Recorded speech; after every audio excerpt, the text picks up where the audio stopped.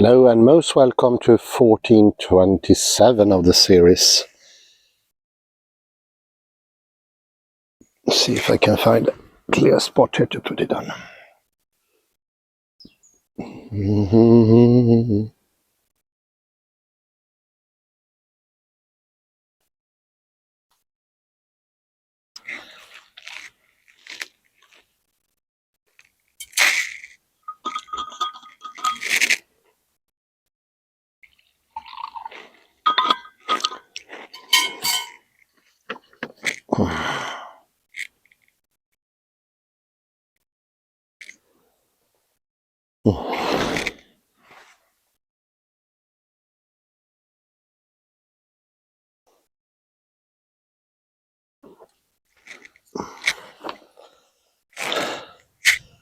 I will read a little article about attention from the Alexander teacher Michael Ashcroft.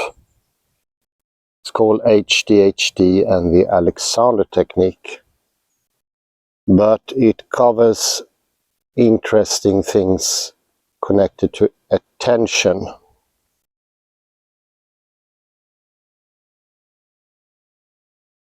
I've mentioned before that Newtonian paradigm is a form of attention, a particularized, distinctive, clear attention that is not able to take in the whole in space nor in time. Is that possible for that focusing, narrowing in, so to speak.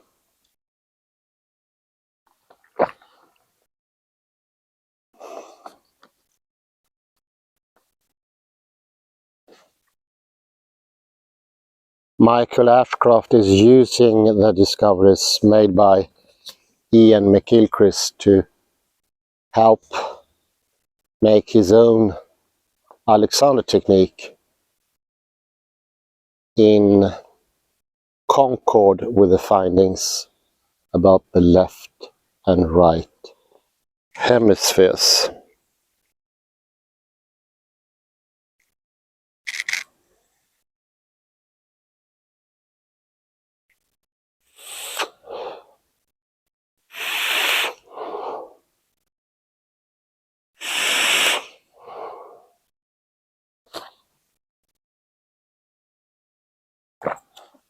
And Iain McGilchrist often mentions that the Newtonian is a specific attention.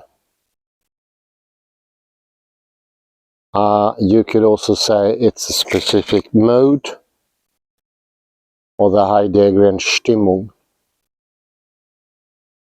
It's an attitude towards the world.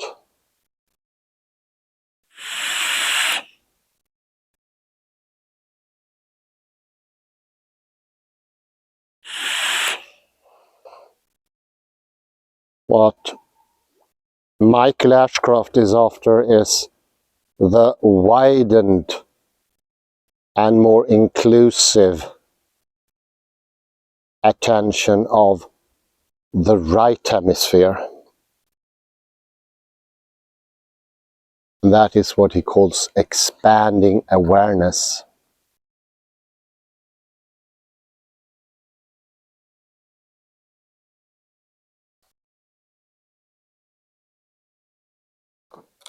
The right hemisphere takes in the whole, what is behind us, what is in front of us,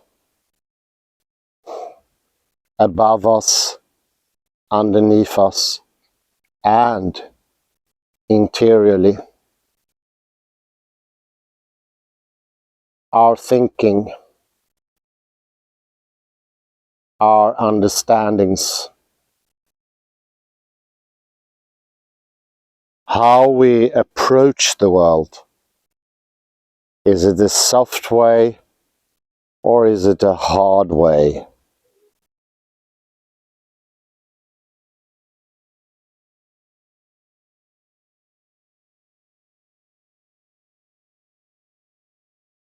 The attitude is most decisive It is what brings understanding.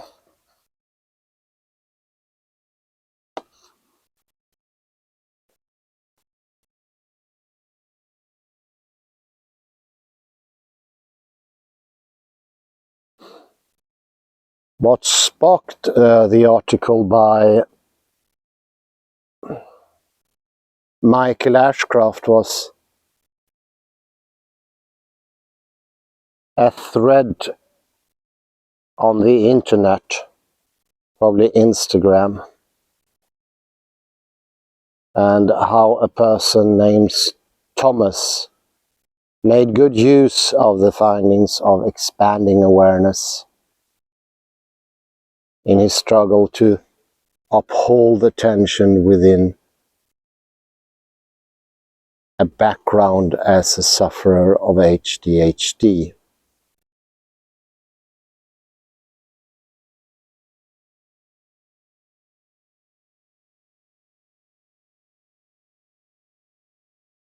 That rang a bell also to me.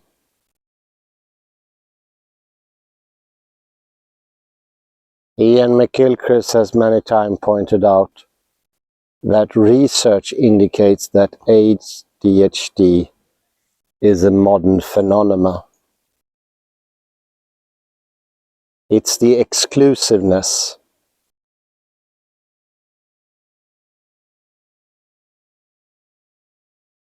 the tendency not to include, to make things too distinct.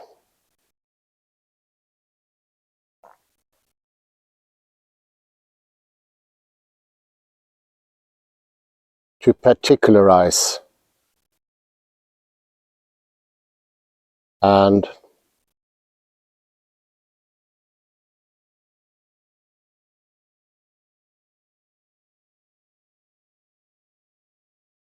in concert, what we mentioned earlier,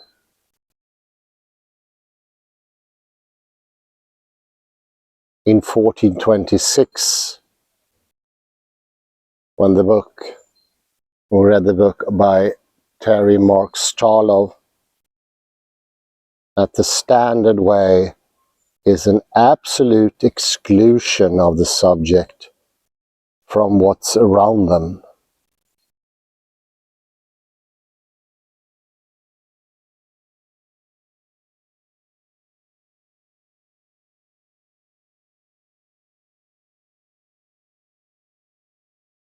The perceiver only perceive.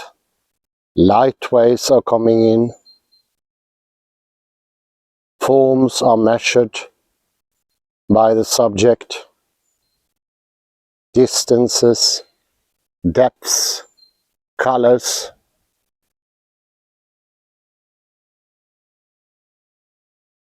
But the subject is absolutely disjunct. The object doesn't see anything. It doesn't perceive.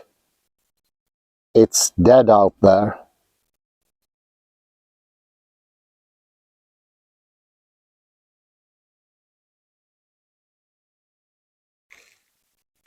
When I read Science of Cognition many years ago, this is how one construed perception. That was the standard model. Many years later, I found out that many of those scientists or philosophers were actually autistic. Derek Parfit is a very similar case on philosophy. And when I read The Matter with Things, I realize that is the autistic worldview. That the person only perceives, and it is my perception, not yours, and we sort of are isolated in our perceptive act.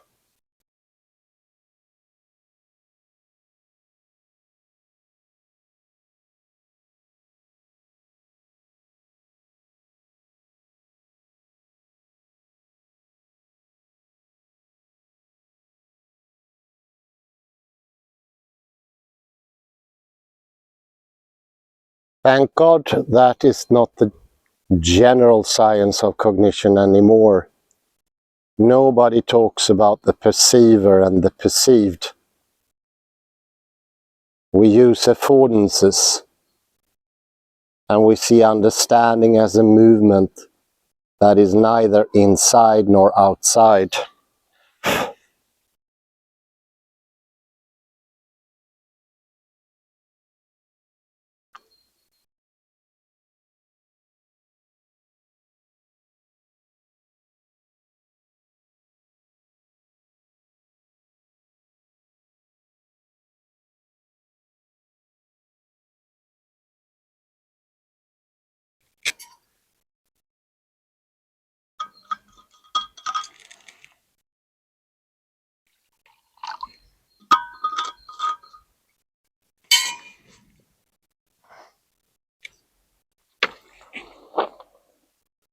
The whole dogmatic paradigm of perceiver and perceived, like we were isolated things perceiving, and we got a complete view of the world, is crumbling in front of our eyes.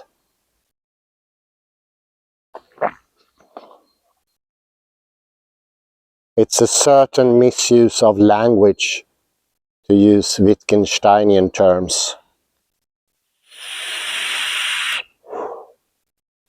Asking illicit questions like, who is doing the perceiving? And what does he or she perceive? And so on.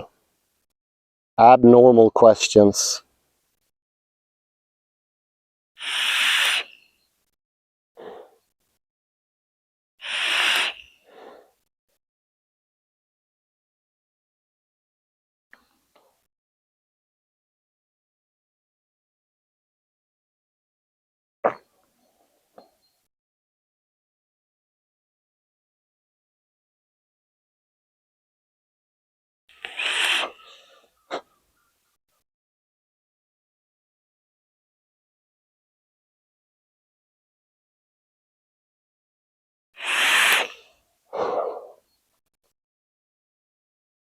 Autism, in its varying degrees, is also a defect in attention, or, to be more correct, a deviation in attention.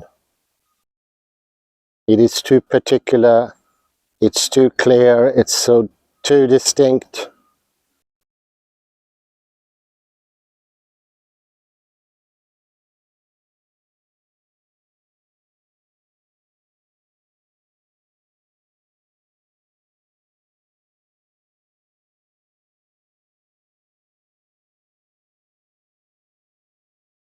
Instead of taking things in,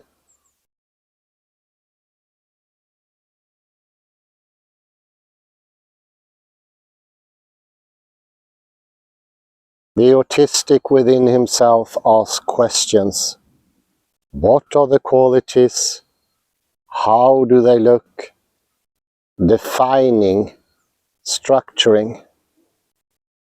The act of representing what is no longer fresh, alive, and having depth.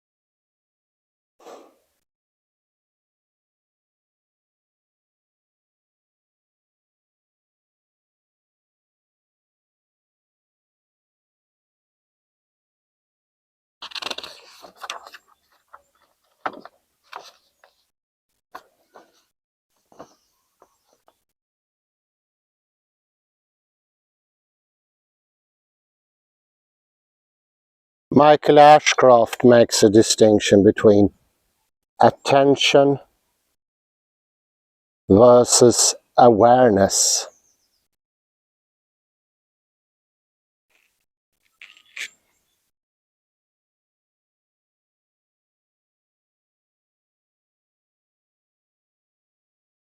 He sums it up as follows.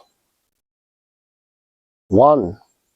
Attention is a narrow beam that we can move from object to object.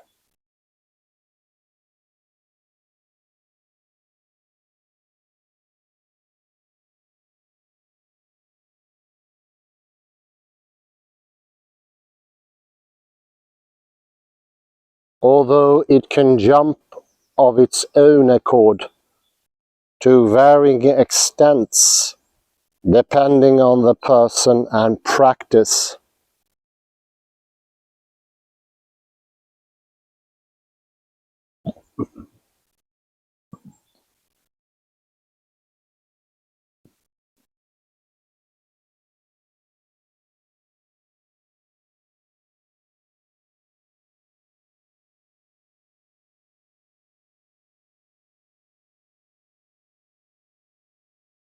Attention can only rest on one thing at a time. There's no such thing as multitasking, only rapid switching.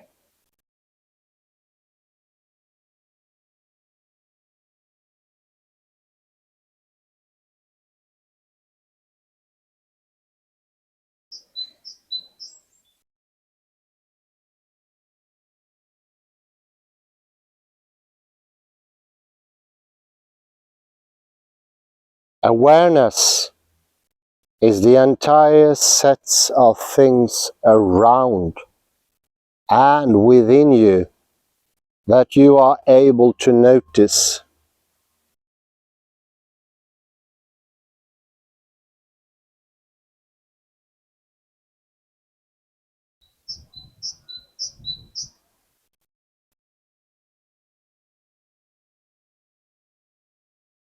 And very important, if you cannot notice something, it's not within your awareness.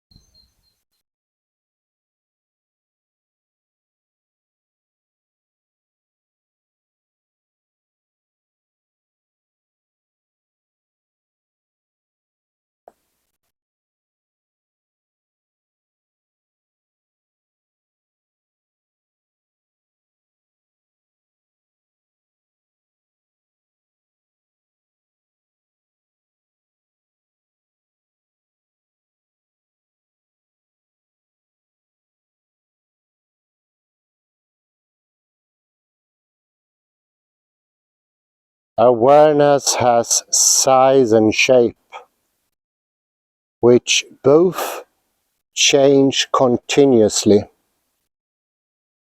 Highly attention-grabbing things can immediately and strongly contract the field of awareness.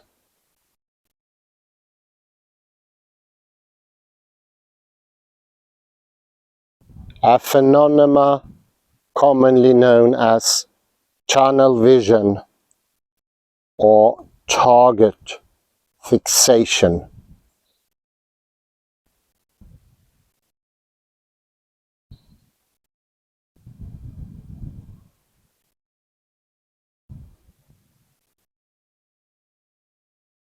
These two ones are very similar to the N2-T2 complex of fast twitch or fight and flight response neurons/muscles. They reinforce tunnel vision.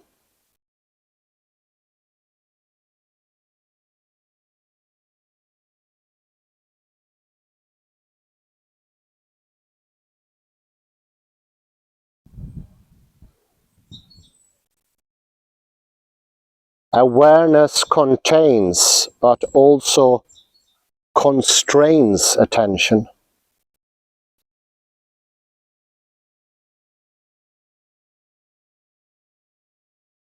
You cannot put your attention at something that is outside your awareness.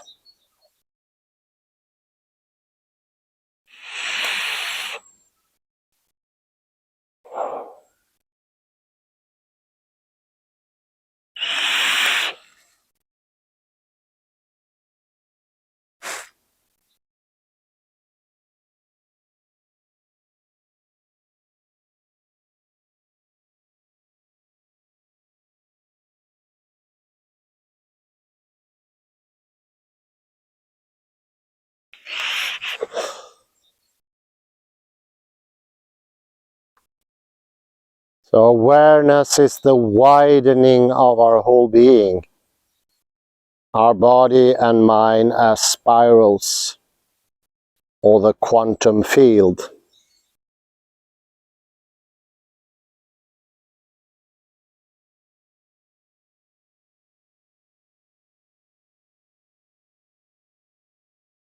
Is HDHD a problem of hypercontracted awareness?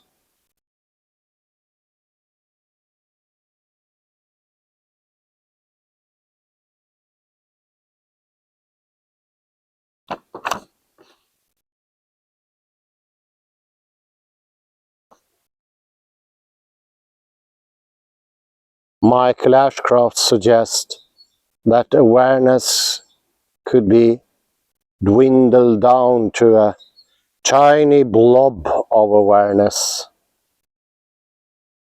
that becomes very, very problematic.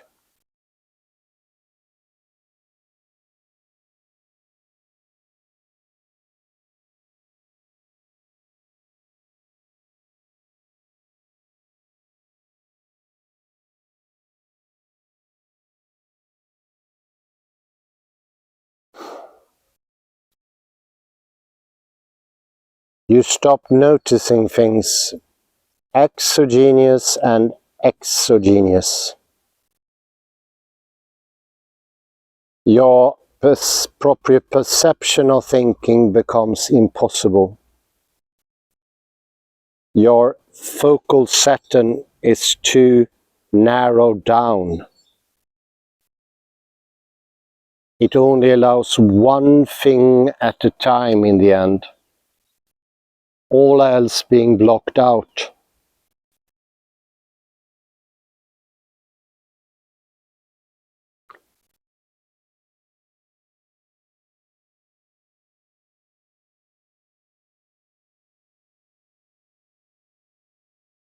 I would say that hyperfocus is very close to exclusion of contradiction.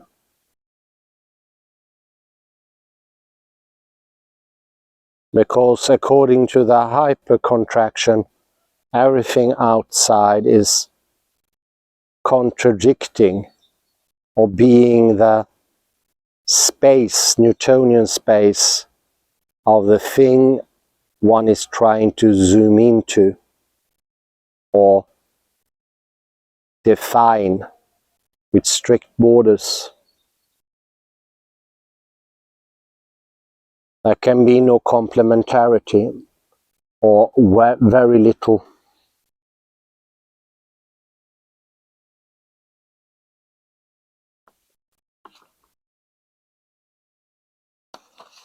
And I would say that is an awareness that also restricts our proprioception of time. Remember the left hemisphere's take on time.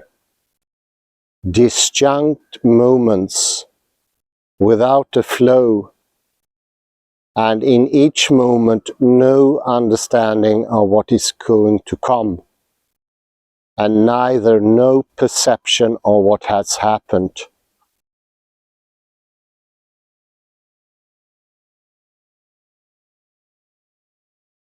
One is like a little light only lighting up a narrow point of time, a picosecond, with no contact to what is contradicting, that is the future and the past. those things floating into the background and disappears from the eye of awareness.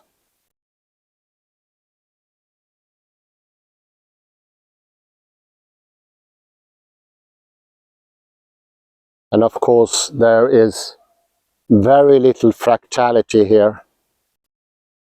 In the tiny blob there is no adjacent complicated Norwegian coast-like jaggedness that can understand.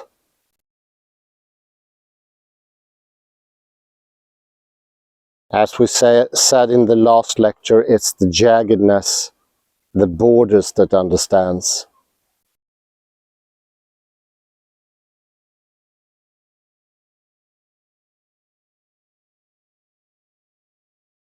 There are no zeros and ones in consciousness. No matter how hard we strive to make it that way. Fractality is the true foundation.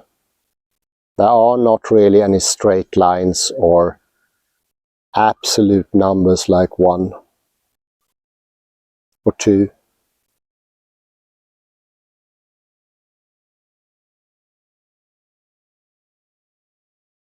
I think that's an important point. People who think that 20 through 5 is the same as 450 through 5, that they are similar in some way, are absolutely wrong. They are completely different and not abstractable from theoretical rules or axioms, as disappointingly proven by Gödel in 1927. No, numbers are very different, and people have a very hard time understanding odd numbers through odd partitioners, whereas even numbers through even partitioners is much easier, depending whether they are down in the series, and especially 6s are easier. So you see, numbers are not homogeneous, although a person like Rain Man thinks that. That is an autistic feature. A non-working right hemisphere will make the left hemisphere's lunacy go too far. By representing, one get a feeling of symmetry and coherence. But the illusion is just in the left hemisphere.